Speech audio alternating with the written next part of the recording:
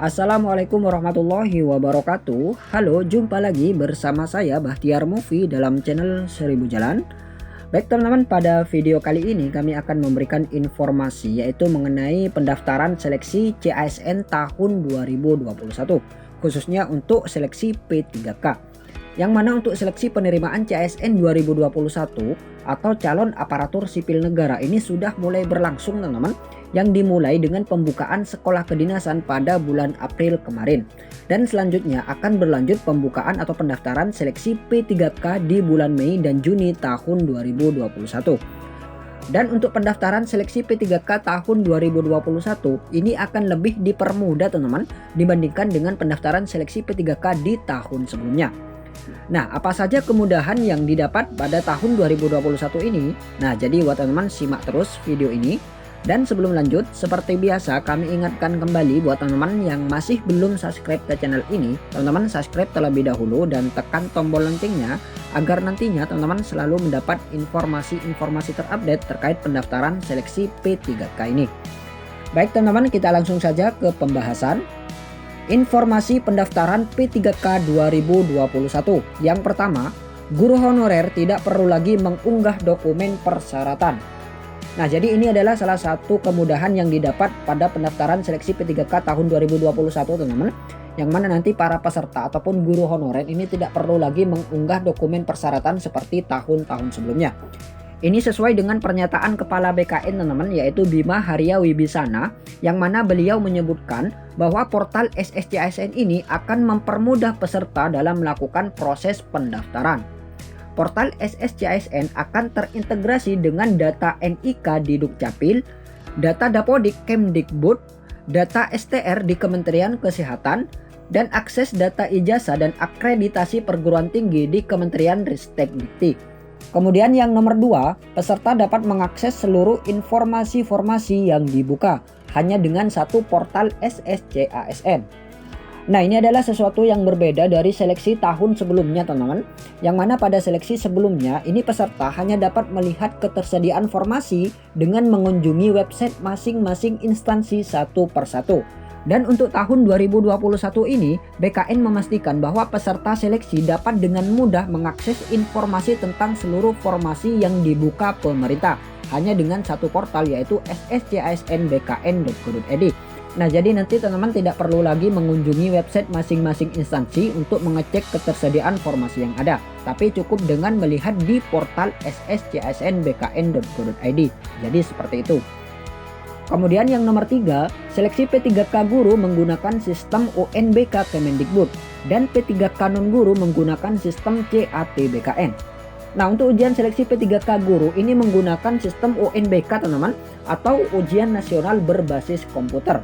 Dan untuk penyelenggaraan UNBK saat ini menggunakan sistem semi online teman-teman, yaitu soal dikirim dari server pusat secara online melalui jaringan atau sinkronisasi ke server lokal atau ke titik lokasi.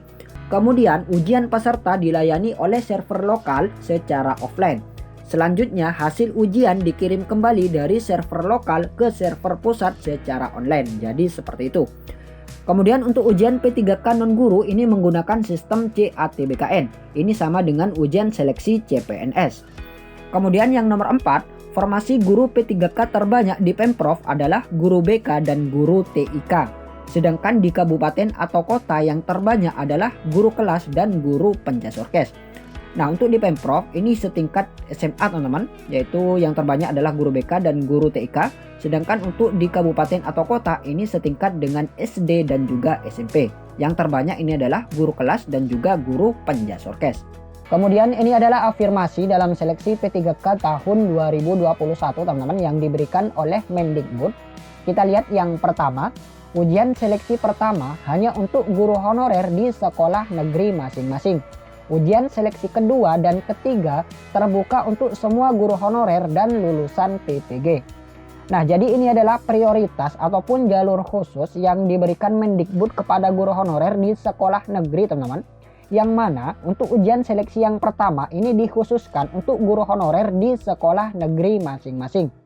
Jadi ini kesempatan besar untuk guru honorer di sekolah negeri untuk bisa lolos menjadi ASN P3K. Karena pesaingnya ini hanya sedikit teman-teman. Bisa jadi pesaingnya ini hanya teman sesama guru honorer yang mengajar di sekolah tersebut. Jadi manfaatkan dengan baik kesempatan ujian seleksi yang pertama ini teman-teman. Usahakan lolos passing grade ataupun memenuhi nilai ambang batas untuk menjaga peluang lolos menjadi ASN P3K.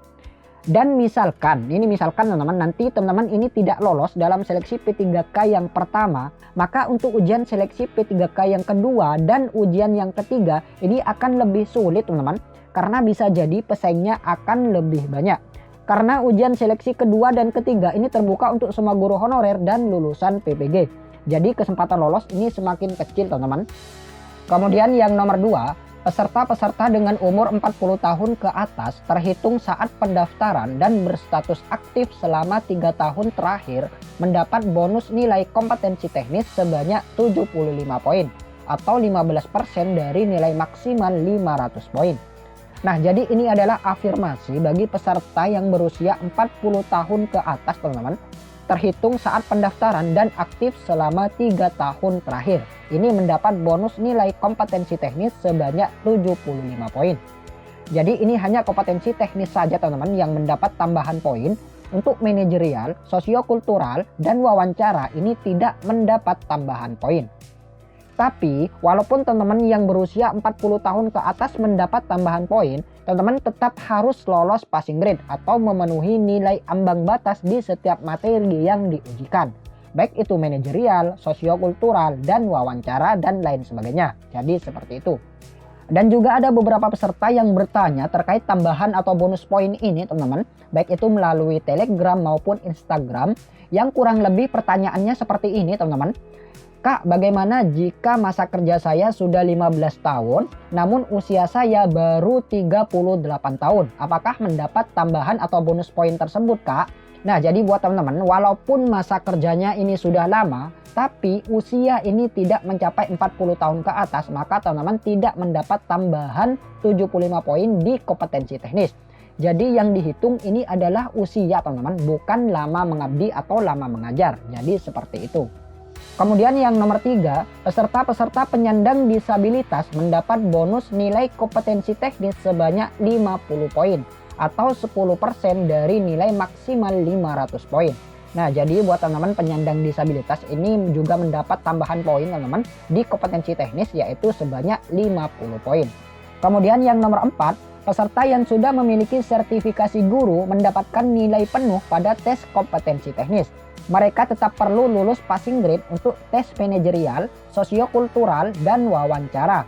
Nah, jadi buat teman-teman yang memiliki serdi, maka teman-teman mendapat nilai penuh pada tes kompetensi teknis.